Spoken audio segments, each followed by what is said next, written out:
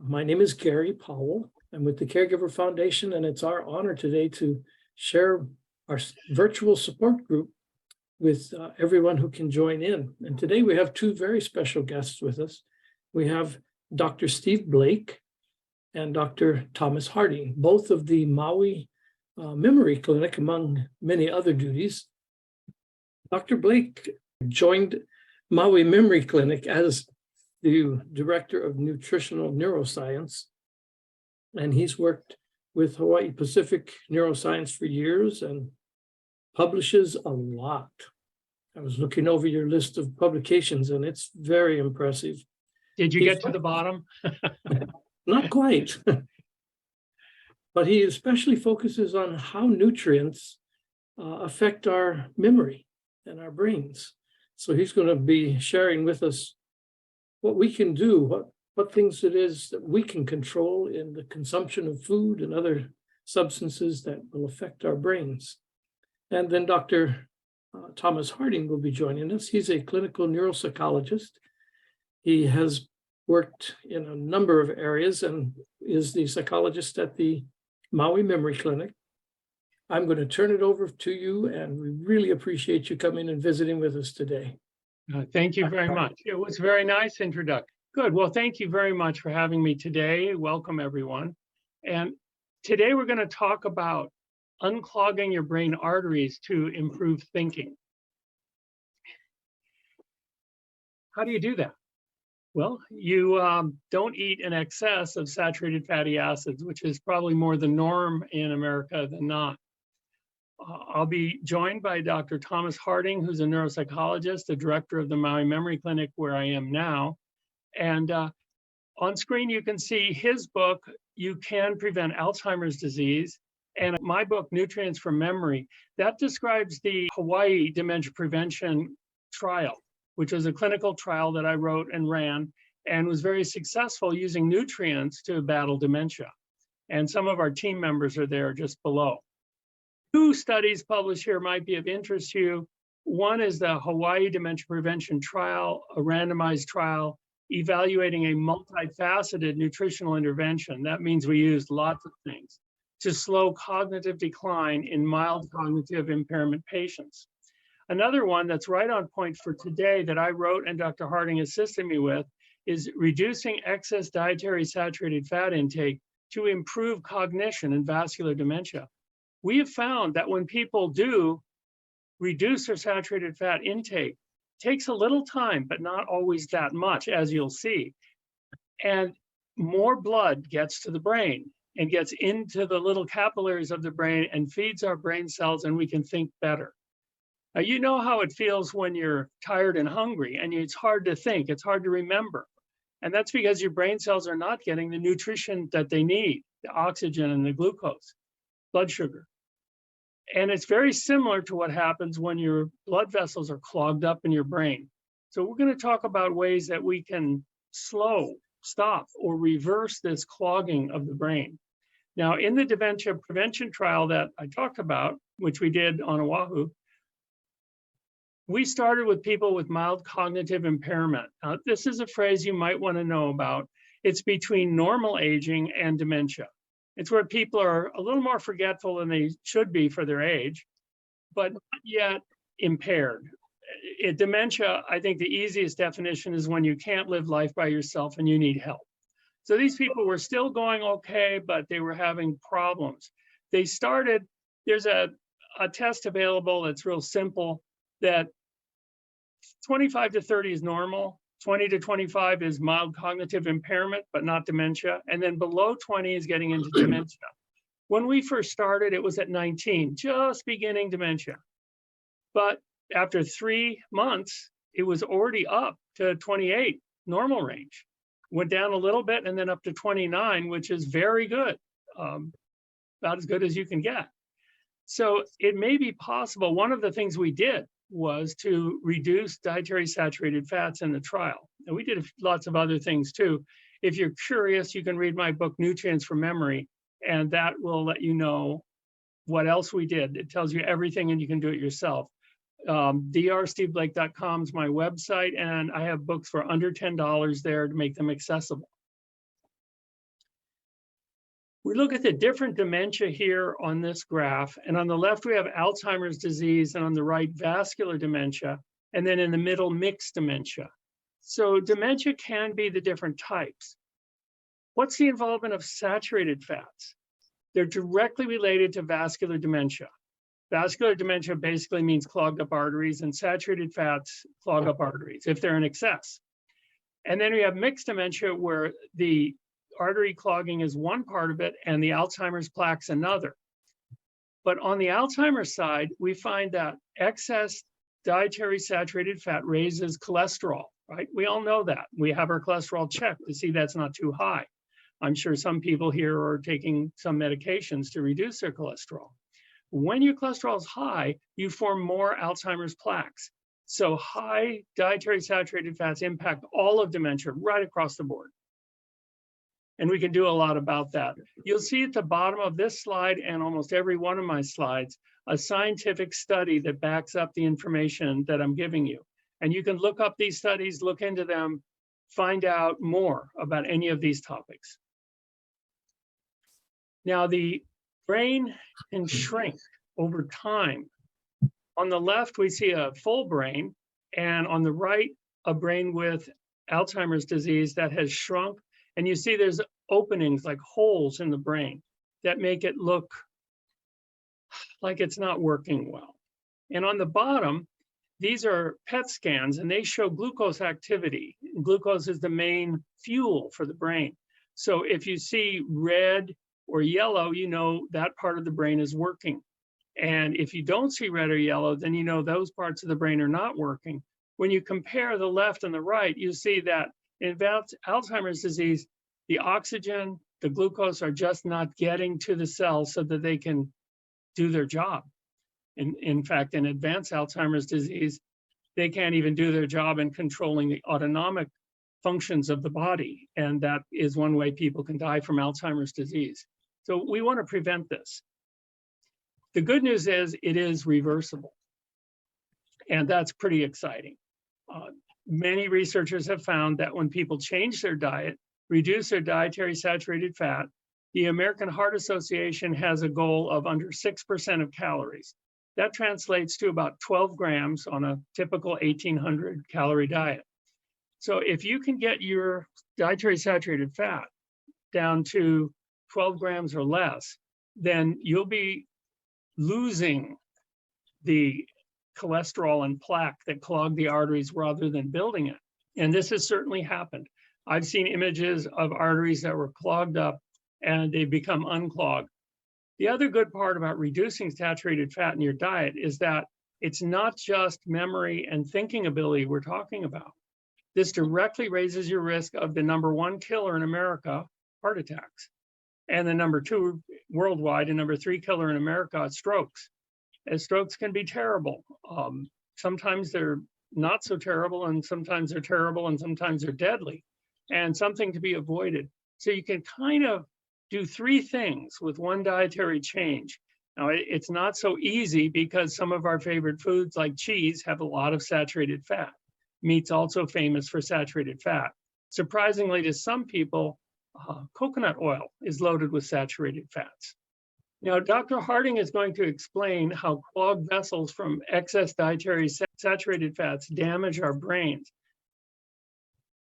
Okay, so just so everybody gets a quick glimpse of a healthy brain versus a brain with dementia. This is Alzheimer's, but a brain with cerebral vascular disease looks very similar. So on the left side, now this is a coronal section. So if you were to cut the front of my face off from my ear to ear and just sort of slide it to one side, we call that a coronal section. So at the bottom of that your spinal cord would be going down there. At the top, that's the top of your head. So the first thing you can tell of these two brains is, one looks healthy, nice and plump like a grape. And then the one that has shrunken looks like a raisin. That's a simple way to compare these two is the one that has shrunk. If you go to someone like me or a neurologist and they're saying, well, you have brain atrophy, what they're talking about is that shrinkage that you see there. Now, the reason why it's shrunk, if you look at the Alzheimer's brain, you can see there's quite a few holes in there.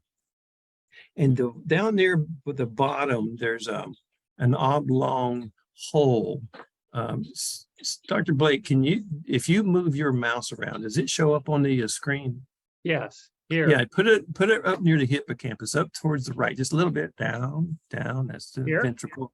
No, over here towards the temporal lobe to your right. Over here? Oh, and then down one. Down that hole right there. See that? And you compare that to the other side, it's full of what's called the hippocampus. Now that hippocampus in Alzheimer's disease, it's you can see it's gone. That's the reason why somebody that has Alzheimer's will ask the same question 5 minutes later, because those brain cells are gone. So they're not doing it to frustrate the caregiver. They're doing it because the brain cells responsible to hold on to that information are gone. And we can see that very similar with small vessel ischemia. Dr. Blake, please go to the next slide.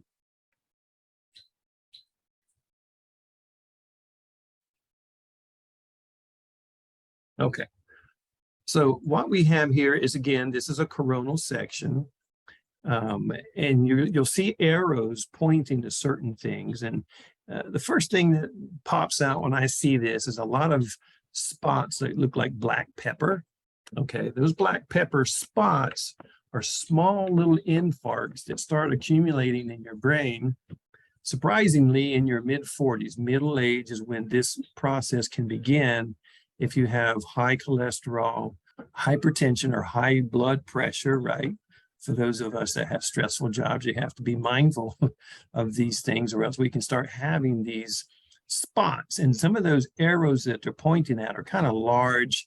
Those are areas that don't really work anymore.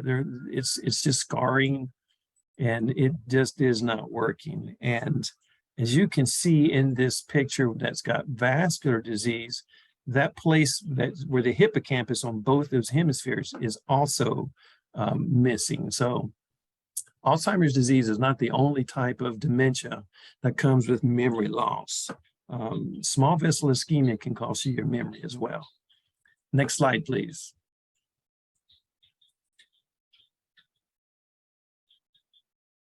Okay, so how prevalent? Yeah, I mean, I put this in here just so you guys can get an idea. If you're thinking you have a pristine brain, yeah, that's a nice thought. But what we have here is small vessel ischemia, again, starts in your middle age. It's the most prevalent brain condition. It causes about 25% of ischemic strokes, 80% of intracerebral hemorrhage. That's quite a bit. And it contributes to 45% of all dementia. So like Dr. Blake was saying earlier, a mixed dementia, Alzheimer's mixed with vascular disease. It's what I see here in the clinic more than anything. And the good news is, as Dr. Blake will tell you, is the vessel piece, you can stop it in its tracks. Next slide, please.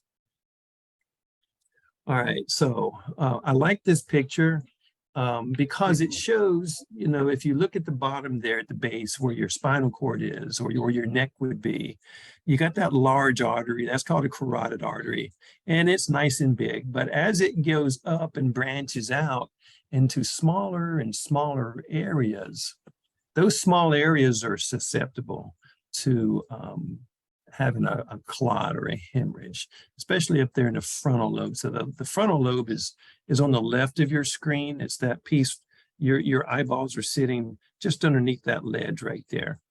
And then the back of your brain, it's, as you can see, that's the cerebellum, but we won't go into that. Just understand that large vessels can have plaque in them that can break loose and go up into one of these smaller areas, and that's when you start having a problem. Next slide, please. Okay, so here's a good example, because there's different types of strokes. The ischemic stroke, you got this blockage. If you look at the bottom left right there, you got some plaque in an artery. And let's say down below there was an embolism that broke loose and it's stuck. And so it pretty much blocks the blood flow, which is when you start having a stroke. And then if you look up above, you can see that gray spot where there's no blood flow going. And that means the tissue, if it's not getting glucose and oxygen, it's dying. Okay. And then on the right side, you have what's called a hemorrhagic stroke or a bleed. Now, those earlier slides that you saw with those little black peppers, okay, that's these little hemorrhagic strokes. They can be as small as a transient ischemic attack that will be temporary. A lacunar infarct is a little bit bigger, tends to be in the subcortical areas, basal ganglia areas. But it just grows overnight. You could have one during the night. You wouldn't even know it if it's a small one. You wouldn't feel it. Next slide, please. All right, so this was kind of what's inside an artery. You know, Dr. Blake's going to tell you how to get rid of some of this stuff. So you can imagine, wouldn't it be nice to have a normal artery that looks nice and clean? I'm working at it. You know, Dr. Blake is changing my diet and I'm working at it. Truth of the matter is I probably have a little bit of mild atherosclerosis if I'm completely honest, but I'm getting rid of it because I'm changing my diet. And then there's this severe atherosclerosis where, now that's a large artery. It's supposed to have a lot of blood going through it, but not much is going through it in that little space because there's all of that gunk in there. Next slide, please. So I put this one in because I wanted you to see, this is a large artery where you see lots of red blood cells coming through. And yes, there's a little bit of a plaque in here. You know, we probably have some of that in our arteries, but blood can still get through. Now, one of those little red discs, that's a red blood cell. Okay, so that's a pretty big artery. But the next slide is going to be just big enough for one cell to get through. Next slide, please. So this is an electron microscope that is looking at this, what we call a capillary. And that little red disc that Dr. Blake is moving the mouse around, that's one red blood cell. Now imagine if it's so small that only one red blood cell can get through, what would happen if there was a little bit of fat on the side of that capillary? Okay, so, or let's say there's some plaque in there, but the brain wants some blood to go through there. It might raise the blood pressure up a little to get it through there. But either way, that area is in trouble because it's either going to have a small bleed or it's just going to stop in that small area. Now that's a small area. It's not going, you're not going to feel that. You're not even going to know what's happened until one day you're trying to remember somebody's name. You're going, what was that person's name? How come I can't think of that? So next slide, I'm going to show you what's going on in your language areas. Okay, so for how do brain cells communicate? So neurons work with electrical and neurochemistry to communicate. They're constantly talking to each other. And here's a neuron A, and it sends an electrical message down what we call an axon over here to B. And then at the terminals, you've got the synapse. Let's talk about, say, dopamine. Everyone's heard of dopamine and Parkinson's and stuff. So they're going to, at the synapse, they're going to communicate with dopamine, but the electrical charge is going to go down this cable. You know, think of it like electrical cord. It's got insulation around it. And so you've got insulation around this little cable that's going to go over here and talk. Next slide, please. Now, that little cable, you've got billions of these neurons in your brain. And those little electrical cables get bundled up into what we call fasciculus. And so this is the left side of your brain. Again, your nose and your eyes are on the left side, so that's the front. And so we've got in the left hemisphere is our language regions. And we've got major language regions in the front, and we've got major language regions closer to where your ear would be, right? And then you even have to have the very back of the brain when you read something that gets involved for this language. Now, in order for you to put together a sentence or talk or even hear and make sense out of words, these language regions have to be in constant communication. So they're constantly sending electrical signals back and forth, back and forth. Okay, next slide.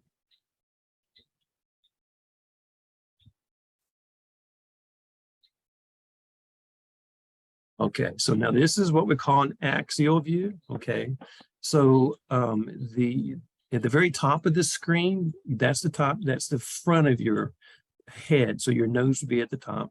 And the back of your head's down there where it says mild, moderate, and severe. So we're looking top down on your brain. And on each, you can see two hemispheres in each side.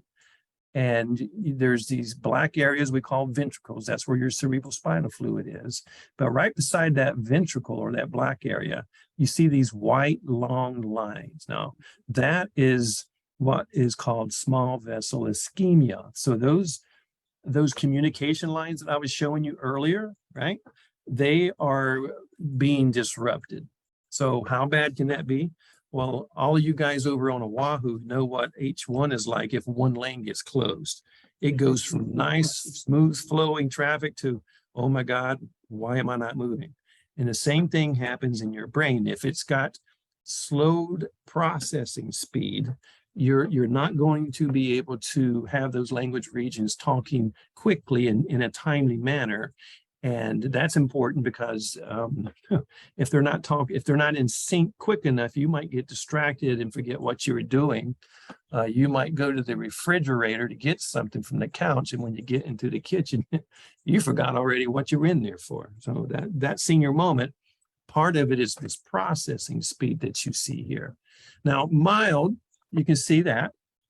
If someone doesn't, let's say you love sausage and cheese. I like cheese, but I had to give it up because my cholesterol was high, and I was growing some small vessel ischemia in my brain. And then if I don't change my diet, I could very well end up in this moderate section. Now, if you look at the moderate slide, you can see these white bands are getting thicker, which means more of those communication areas are damaged, and it's starting to extend out into the cortical areas where they're talking to each other. And then severe, now I can tell you this person over here on the severe side is probably what we call aphasia. They're having a hard time talking or comprehending what's being said because the communication lines are in pretty bad shape and their processing speed is really slow. Psychomotor speed is slow. Well, why is that so important? Well, let's say you're driving a car and everyone's whizzing by you. You need to have that sufficient processing speed to keep up with what's going on around you. If some little kid jumps out in front of you on the street and you don't have quick reaction times, that's going to be a dead little kid. And I have had patients come in here and admit to me that they've hit somebody at night because they couldn't see and they couldn't react in time. And so, we do the testing, and sure enough, they've got some of this vascular disease going on. Next slide. Okay, now it's not just, this is a pretty nice picture of a brain MRI or a magnetic resonance imaging. I included this just so you could see, it's not just, if you look at this one on the left, you can see the white matter versus the gray matter, like that first slide I showed you with the healthy versus Alzheimer's. So the white matter on this left side looks pretty good, but over here where Dr. Blake is moving his mouse, this is not just small vessel ischemia in the subcortex, but it's also hitting the cortex over here in the parietal area. And that's going to cost you visual spatial abilities and things of that nature. And then over here, there's a severe one. It shows, oh my Lord, that entire parietal, some of the temporal is moved up into the motor sensory cortex. That's a pretty bad stroke. So it definitely can happen in the subcortex and small vessels, and it can happen at large events like you're seeing here on this slide here. Next slide. And just one more to drive a point home. I showed you an earlier slide of just small little peppers, but those little peppers can get even bigger. Now, this person here has got it extensively in the cortical and subcortical. This person is in pretty bad shape. It is at a point where this is probably moderate stage dementia. This is not mild stages. They have moved on to what we call a CDR of about a 2. And they're probably, if someone's taking care of them 24/7. Okay, is that my last one, Dr. Blake? Let's see, I think that is. Thank you very much. You Thank really you. scared us all by looking at what can happen to your brain. Well, I tell you, you scared me, and that's why I've changed my diet. So We call Dr. Harding the human MRI because he can test someone in the clinic and identify which part of the brain isn't working. And then when they get imaging, it proves the point that that really is the area that is having trouble. So now I'm going to talk about how you can lower your excess dietary saturated fat and clear up those blood vessels that Dr. Harding showed us. But first, by the way, here's a picture of saturated fat. The French fries, the burgers, the hot dogs, that pepperoni and cheese there. Those are the very common sources of saturated fat. How does it work? Well, you see the artery up there on top that looks all yellow, that should be open and getting blood there. Have you ever heard someone, maybe an older person, talk about their carotid arteries in their neck are plugged up and their doctor says they're 70% plugged or 50% plugged or 80% plugged? This is very, very common. And this one is quite plugged, isn't it? Well, the two pictures on the top are really of the same thing, because without all that high saturated fat food, you don't get the plugged arteries. How does it work? When you reduce the dietary saturated fat, then the arterial blockage gets less, improving brain blood supply. It's very important. It's called perfusion, that the blood can penetrate into the brain, get right into the arteries, arterioles, and capillaries, go to those nerve cells that need it and allow us to think, to talk, to navigate, to remember. That's what we need. Also, reducing dietary saturated fats will reduce your risk of strokes. Tiny strokes build up, as you saw just now in real graphic detail, reducing vascular dementia if you reduce the saturated fat. So those little black peppers he was talking about, those white spots that were plugged, that's what you can do. Also, and interestingly enough, the saturated fats increase blood cholesterol, and that increases the Alzheimer's plaque in the brain. Or if you lower your saturated fats in your diet, less Alzheimer's plaque is formed in your brain. So how do you do it? To improve blood flow to the brain, reduce saturated fat. Typically that's animal fat. The only commonly eaten fat that is high in saturated fats that's not an animal fat is coconut oil, which technically should be called coconut fat since it's solid at room temperature. Now, here's a study that was done. They took 100 students and they fed them a 30% saturated fat breakfast, and the control group got 6% saturated fat. Now, 6% is good. That's what we're looking for. That is not what they got. So it reduced their hippocampal memory. That's the thinking and memory area of the brain, 16%. Now, how long did that take? Maybe 40 years? Maybe 4 years. How about 4 months, 4 weeks? How about 4 days? It took only 4 days for this high saturated fat food, just breakfast, okay, not even all day, to reduce their memory 16%. Imagine what happens if you do this for year after year after year, which is what most people do. But you can change it. We're empowering you to make the decision, as Dr. Harding has done, and his cholesterol is looking good. That's how you can tell. If you're winning on saturated fat, your cholesterol goes down. If you're staying even, it stays the same. And if you're losing, it goes up. And that's a risk factor for, well, dementia as well as heart attacks and strokes. This was another study. This one only took 3 days. They took high saturated fat diets, and in 3 days, they impaired learning and memory. When they looked more closely, they found that the synaptic plasticity was reduced. Now, what synaptic plasticity means is you say to yourself, I'm going to go to the refrigerator and get some orange juice out. And you walk to the refrigerator. If you have good synaptic plasticity, you reach for the orange juice. If you don't, you open the refrigerator and just stand there looking blank because you didn't have enough learning ability to imprint that little short-term memory on yourself. And that can be frustrating or in more advanced stages, really debilitating. Also, acetylcholine is needed for nerve transmission. And in 3 days, the high saturated fat diet reduced acetylcholine. Now, the most prevalent drug for treating Alzheimer's raises acetylcholine in the brain, which is a neurotransmitter in the brain. Also, dopamine, which makes you feel good, was reduced by this high saturated fat diet. Over 30 years? No, 3 days. Serotonin was reduced. And with less serotonin, we can feel more anxiety. After all, what does Prozac do? It increases your serotonin. And finally, the high saturated fat reduced brain-derived neurotrophic factor. This is something that services the brain and makes it work better. You get more brain-derived neurotrophic factor if you do exercise, and you get less if you eat a lot of saturated fat. And what do a lot of people do? They sit on the couch and eat saturated fat, okay?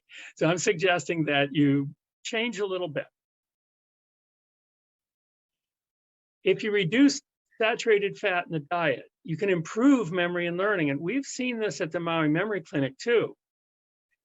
In this study, lower intake of saturated fats in all stages of adulthood are associated with less Alzheimer's disease and improved cognitive performance. That's what we want. Better memory speed, overall cognition and function were noted. So people can make decisions, they can drive better, they can learn.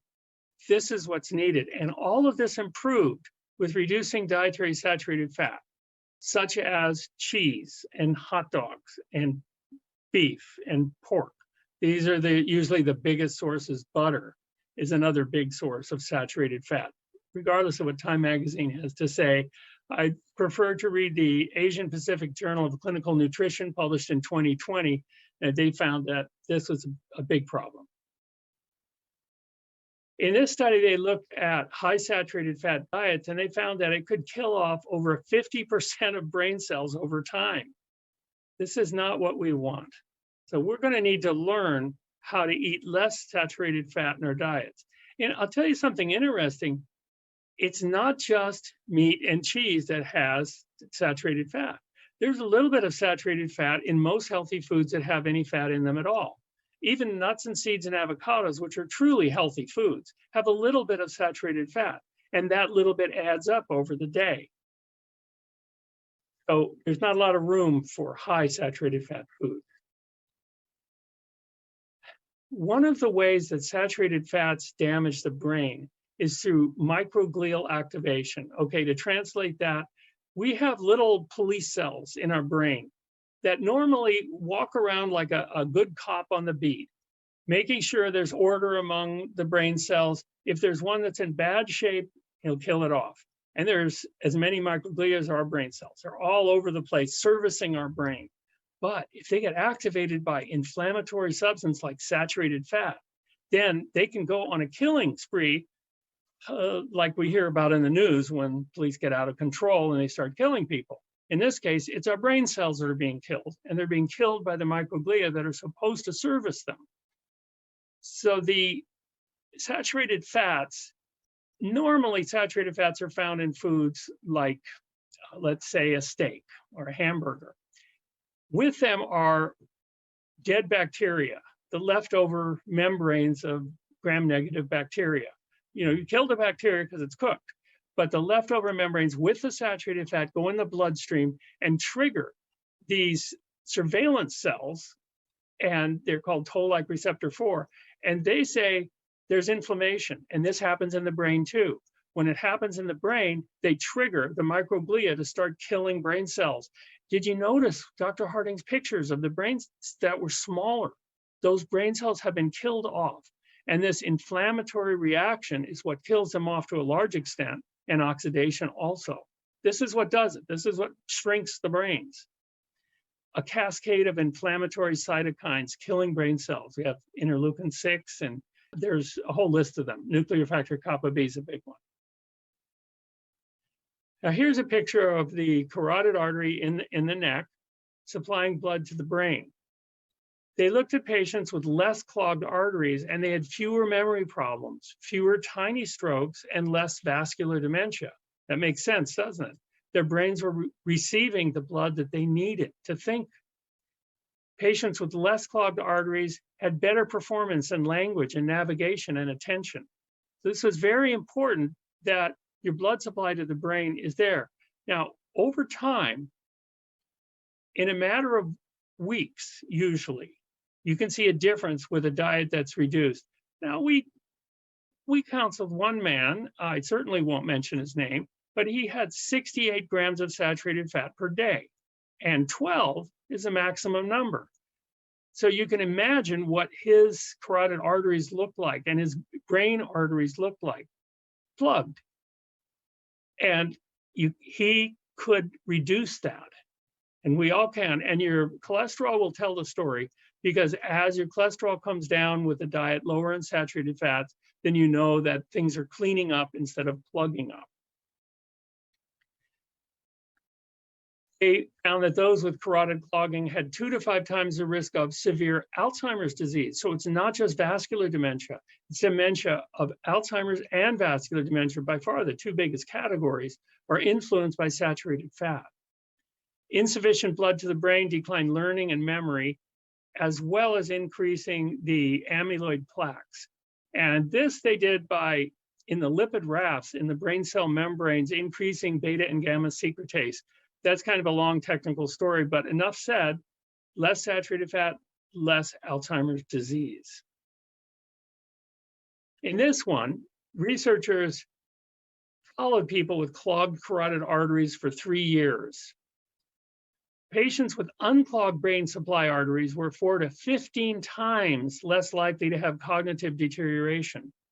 If you want to not have cognitive deterioration, 15 times less maybe, then you can clear your arteries. Now, they also put stents in some of these people, which clears up about maybe 4 to 8 inches of your blood circulation, which goes on for many miles. It's only a little bit, but even that small amount improved memory 7%, just by helping with a stent to get that blood up to the brain, to the otherwise clogged arteries, but still get some more blood up there. Have you ever heard of the paleo diet, the Paleolithic diet? It's kind of a big diet out these days. This study looked at 2 months on a paleo diet, and it reduced that brain-derived neurotrophic factor 30% and reduced cognition. Well, maybe it does make you think more like a caveman if cavemen can't think very clearly. I don't know. Diets high in saturated fats, like this paleo diet, reduce the brain-derived neurotrophic factor. So there's less learning because of less synaptic plasticity and less nerve regrowth, which is called neurogenesis. And nerve regrowth has to be happening all the time. And when you attack it with a high saturated fat diet, it doesn't happen.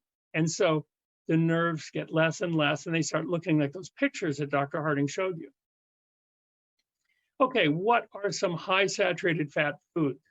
Now, I know Spam is supposed to be the 5th food group in Hawaii, but half a can is 18 grams. I have to tell you, I was in Walmart one time, and this big local man was staring at a can of Spam, trying to read the saturated fat and little tiny letters on it. And he says, can you help me here? And so I read it, and I said, well, half of a can has 18 grams. And he said, buy you 2 cans, how much is that? Well, already half a can is 18 grams, and 12 is your total for the entire day. Okay, you see the problem. Coconut oil is the highest, 2 tablespoons, 24 grams. Cheddar cheese is high. All cheeses are high in saturated fat. They do make alternative cheeses that don't have high saturated fat, but they're not made from cows. Fast food cheeseburger, 9 grams. That 9 grams is pretty close to your 12-gram daily limit. So you can't have too many of those in one day. Even milk, yogurt, or ice cream, 1 cup is 5 grams contributing to your daily take. Remember, 12 grams is the limit, so read the packages and you can control this. What about low saturated fat foods? What can you do? Yeah. I would like my wife to describe these low saturated fat foods for you. Here she is, Catherine Blakely. Hi, we work as a team at the Maui Memory Clinic, and I talk about the foods and how they work. So if our goal is under 12 grams of saturated fat per day, where are we going to get it? Well, you're safe with beans, nuts, seeds, vegetables, fruits, and grains. Those are safe foods, and you can get very well fed and very satisfied with those. In this, I created this slide. Vegetable curry is only 2 grams. Depending on how much coconut milk is in it, it might have up to 5 grams of saturated fat in the coconut milk. Tofu is very low in fat at 1 gram. Silk soy milk, you're safe there, just a half a gram. Pinto beans, all the beans are very low in fats with 0.2 grams. So beans are very satisfying and they cover many different nutritional bases. So you're really in good shape there. All the vegetables are very, very low. Swiss chard has none. So pretty much you can eat whole plant foods and you'll be safe and getting healthier and brighter every single day. Thank you. Thank you, Catherine. She's very good at helping people to understand delicious ways to change their diet. And there are delicious recipes that are lower in saturated fat. You know, imagine a vegetable curry, delicious. What I do is I analyze diets using the Diet Doctor software, which I created, and I've been updating it. It now has over 292,000 food choices.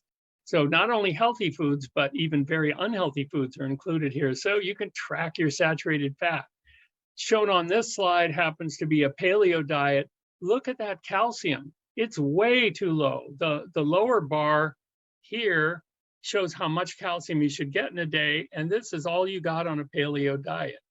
The zinc was low, the magnesium and manganese were low too. And this is just one of the many analysis pages that I look at to analyze diets. The Diet Doctor is available on my website if you want to use it yourself, or you can email me and we can analyze your diet for you. And the Brain and Body Food is it's a supplement that we put in most of the things we use in the Hawaii Dementia Prevention Trial to help people think better and more clearly, mostly essential vitamins and minerals in the right forms. So these foods are the foods that are safe for saturated fat. And you see here, any vegetable, anytime. All the fruits, no problem. Whole grains, not a problem for saturated fat. Beans of all kinds, green, dried, lentils, all of those. Peanuts are a legume, not quite a bean, and you can get too much saturated fat with a lot of peanut butter, but a little bit's okay, and has vitamin E and is quite nutritious otherwise. Now, I want to go over a few slides talking about cholesterol and the risk of dementia. People with lower blood cholesterol at midlife were 2 to 3 times less likely to get Alzheimer's disease or mixed dementia.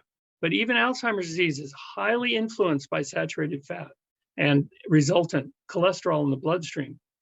Cognitive impairment and amyloid plaque were less with lower cholesterol levels. So we counsel people, and this is not always easy to do, to reduce the dietary saturated fats to 6% of calories, so under 12 grams for an 1,800 calorie diet. If you're eating more food, then you can take a few more grams of saturated fat without creating trouble. High cholesterol impairs thinking. So when you eat too many dietary saturated fats and your blood cholesterol goes up, that can impair your cognition and increases neuroinflammation, as I mentioned. It's associated with the production of toxic amyloid beta peptides, which is Alzheimer's disease.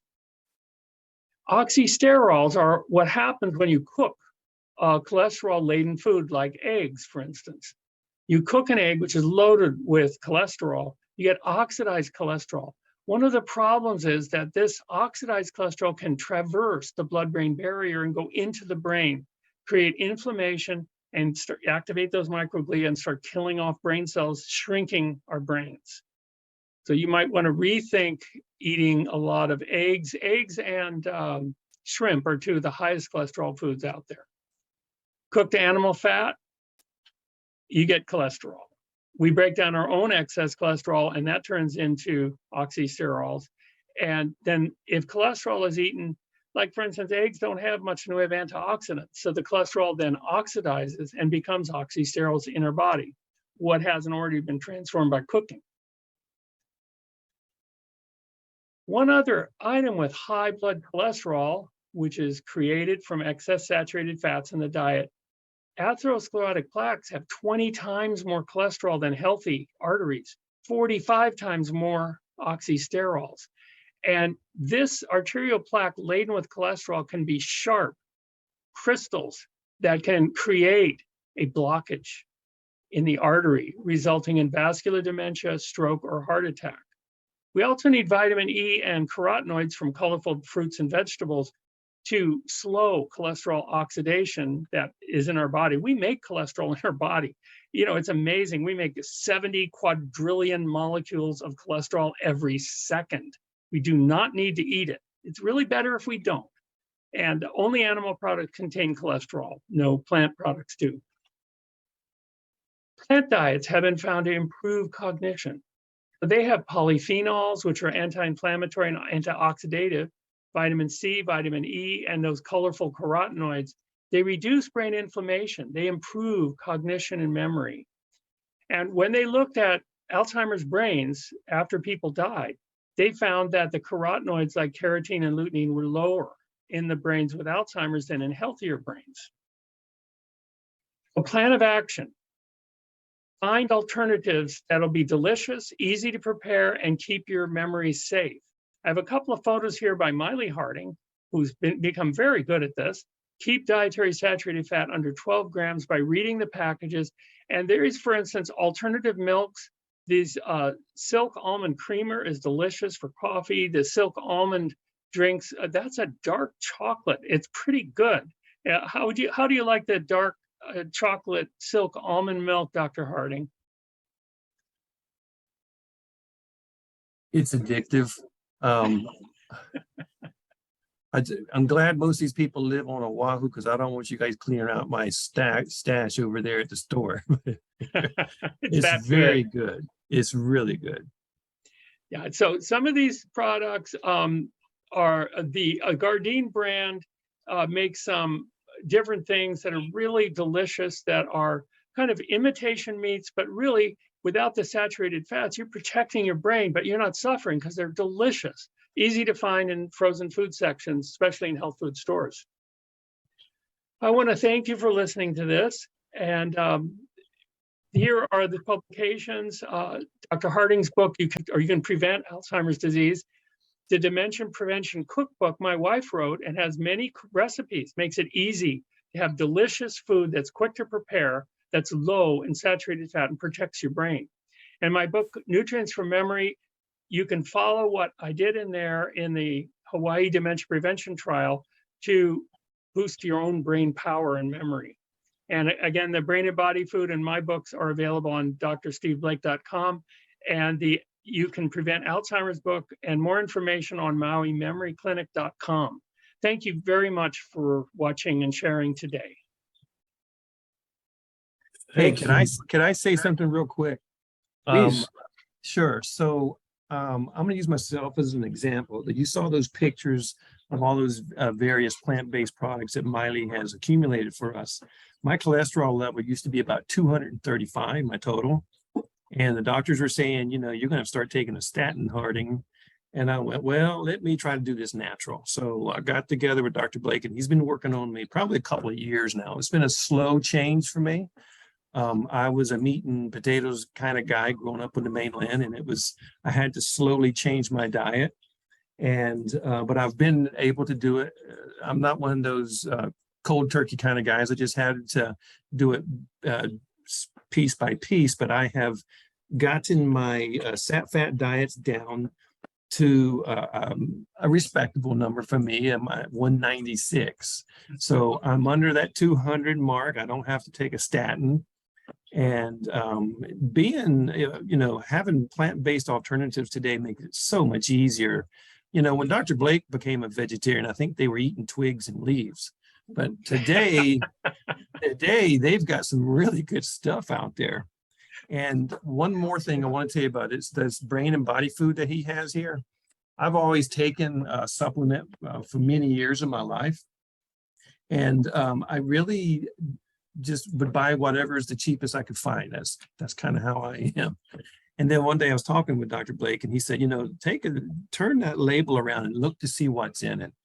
And come to find out, the vitamin E in this multivitamin I was taking was synthetic. And I discovered the more I looked into it, the cheaper vitamins are using synthetic forms, which just don't work well with the body. So I converted to the brain and body food some time ago. And I noticed within 2 weeks, my energy levels had risen. And if you're looking for a good vitamin that is full of natural supplement ingredients, this is the one I take myself. I Thank take you. it too.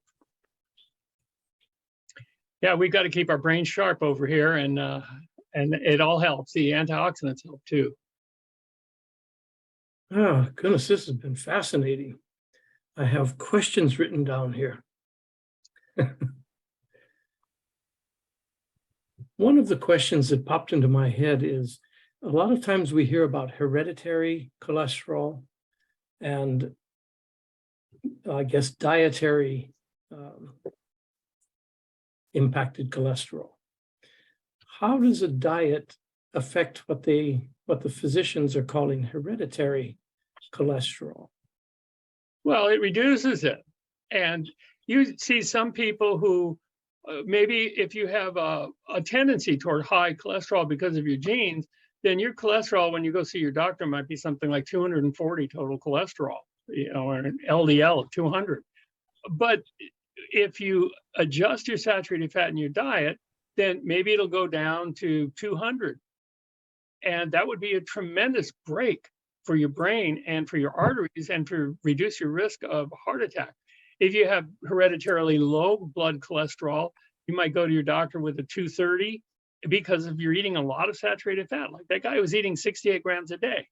And then when you lower it, all of a sudden you're getting down. And if you can get it down under 200, that's good. If you get it under 180, that's fantastic. And sometimes total cholesterol can even inch down toward 150, which is in the Framingham study, the heart attack proof zone. Frankly, I think it's almost impossible to get there without drugs, but I'm still working on it. I'm somewhere in my 160s and trying at least, going in the right direction, let's say. So it doesn't make that much of a difference whether your genes are saying high or low cholesterol. The point is, if you're not eating cholesterol, if you're not eating too much saturated fat, then all of a sudden your body can recover from that. You can think more clearly. Question that came in is, what foods other than meat are good sources for vitamin B12? Well, one of the reasons I take the brain and body food is because it has just the perfect form and amount of vitamin B12. And by the way, you know why meat is a good source of vitamin B12? It's because they give it to the cows.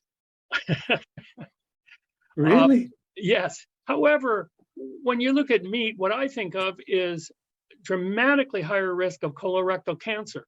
Now, raise your hand if you want more risk of colorectal cancer. No hands are going to be raised there. It's really scary when you look at the side effects of eating meat. So vitamin B12 can be gotten with supplements or with fortified foods that don't contain animal products.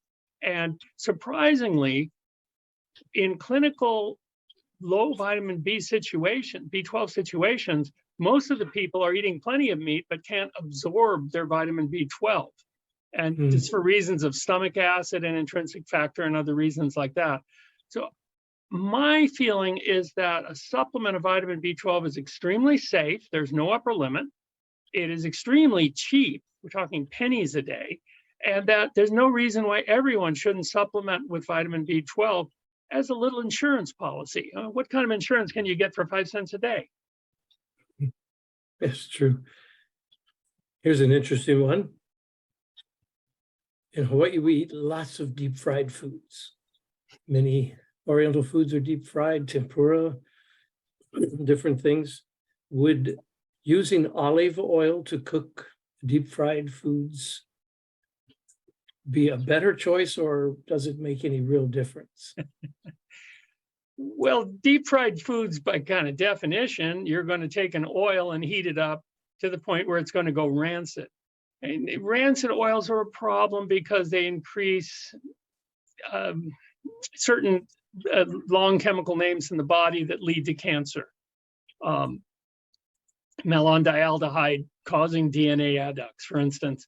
So it's probably a good idea. And I know that deep fried foods are very common as fast foods. In every fast food chain likes to have deep fried foods. The food cooks very quickly, it's delicious, it's very satisfying, but usually very high in saturated fats and even worse, trans fats when you look at the deep fried foods. So I can't think of a healthy way. Now, olive oil is going to break down in high heat, and it's going to go rancid. This is why they take, say, soybean oil, and they put it through a hydrogenation process to make it fully hydrogenated so it doesn't go rancid. Unfortunately, that eliminates the essential fatty acids, almost all of the vitamin E, and introduces trans fatty acids, making it very, very unhealthy. So there's not really a healthy way to go deep fried.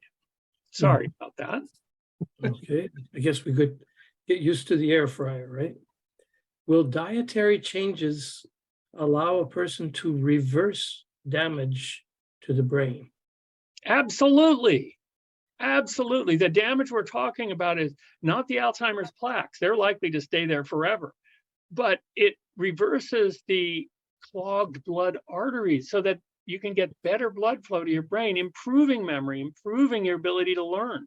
And that's really important. Also, with less saturated fat and a few other changes, you can reduce the amount of the formation of Alzheimer's plaque. And when Alzheimer's plaque is first formed, it's amyloid beta. And then it becomes fibrillized and aggregated. And those are very toxic to the brain. Once it actually goes into an Alzheimer's plaque, it's a little quieter. So you can stop a lot of the problems with Alzheimer's disease too. So yes, improvement is possible if a person's willing to change their saturated fat intake, but probably not, except for the worst, if they're not willing to change it. Question that came in is, what foods are good to raise calcium? Oh, calcium. Well, can I let my wife answer that one? She's so good at this. Sure. Hi, everyone. I love sesame. Sesame is higher in calcium than dairy products if you examine it per 100 grams. So I got into making sesame tahini dressings with garlic, sesame tahini, and lemon juice, and a little bit of salt and pepper or tamari. And great. It's a topping you can put on vegetables or grains or anything. It's totally delicious and really high in calcium. Various nuts and seeds, grains have calcium in their germ. Beans are pretty good in calcium. So what we do with a whole plant food diet is we supplement our calcium. I know we're not getting it in the dairy like we used to, but so we take it in the brain and body food. There is enough calcium to supplement what we're already getting in our foods. I wanted to answer one more quick question, which was about the deep fried foods. We all grew up with the standard American diet or Asian diets, different diets around here, local diets, Hawaiian style foods. And it is an evolution for us to think about other ways of eating foods that we're used to eating deep fried. So what I've done is I'll put food in a pot with a little bit of water and maybe some seasonings, and I'll cover it. And the food steams really nicely. And then you can put any kind of sauce or topping on it and you're home. You don't miss the deep fried flavor. Thank you. Thank you, Catherine. Interesting. In your calcium, is that calcium citrate or carbonate? The calcium that I use, one of the many books that you mentioned that I wrote is the McGraw-Hill college textbook, Vitamins and Minerals Demystified, and I'm the sole author of that book. So in that, I examined the best forms of supplementary minerals. And for calcium, I chose calcium citrate malate for the 268 milligrams of calcium I put in a daily amount for the brain and body food. And that nicely supplements and tops off a good diet that doesn't have dairy products in it. Okay. We hear a lot about stress and the effect that it has on the body, including raising cholesterol and doing things like that. how much, if we learn to control stress better, what percentage wise would you think we could affect the cholesterol level in our blood? Well, they actually did some tests where they tested people's cholesterol, put them in an elevator, had them pretend to drop the elevator, and scare the heck out of them, and then retest their cholesterol. The body will make more cholesterol in response to stress because stress hormones are made of cholesterol. So we can up the production of our cholesterol in response to stress. If you're thinking that you can get away with a high saturated fat diet and low stress and get away with that, not a chance. Okay. You just can't fight that very unnatural diet. It is not normal for humans to eat so very much saturated fat, and our bodies just can't take it. Mhm. It results in the biggest killers in the world, especially heart attacks, strokes, diabetes. I have a book on diabetes that talks about the role of saturated fat in that too. And of course, Alzheimer's disease and vascular dementia. Mhm. Right there are some great reasons for lowering that saturated fat intake. And lower stress is good too. Could you talk a little bit about, you mentioned avocados as one of the fats that perhaps is, well, definitely is better than any others, but can you overdo it? Oh, yeah, sure. All you have to do is check the notches in your belt if you overdo it. Avocados can be fattening if you overdo it. But avocados, two things. One is they're still a whole food. People say, what about avocado oil? Well, they take a lot out of a food when they make an oil. Take a sunflower seed and you remove most of the vitamin E and all of the fiber and so many good things, and you get, or sunflower oil. And avocados have fiber, they have vitamin A, they have vitamin C, they are loaded with phytochemicals, they have carotenoids, they have all these protective things in an avocado that you wouldn't get in an oil. Now, if it's unlikely to raise your cholesterol by eating avocados because they fill you up pretty well. But I would say for a sedentary person, half an avocado a day might be a limit. And for an active person, perhaps one avocado a day would be a limit, just so you don't overdo things. I don't think most of us have an avocado a day. They're fantastic. We grow them. Yeah. Oh, goodness, this has been really, really interesting and very helpful. And we deeply appreciate your joining us today. If any of our guests have questions, can they contact you at the Maui Memory Clinic? Yes, actually, for me, Steve at drsteveblake.com would be an email address. Okay. And Dr. Harding, how can they best contact you?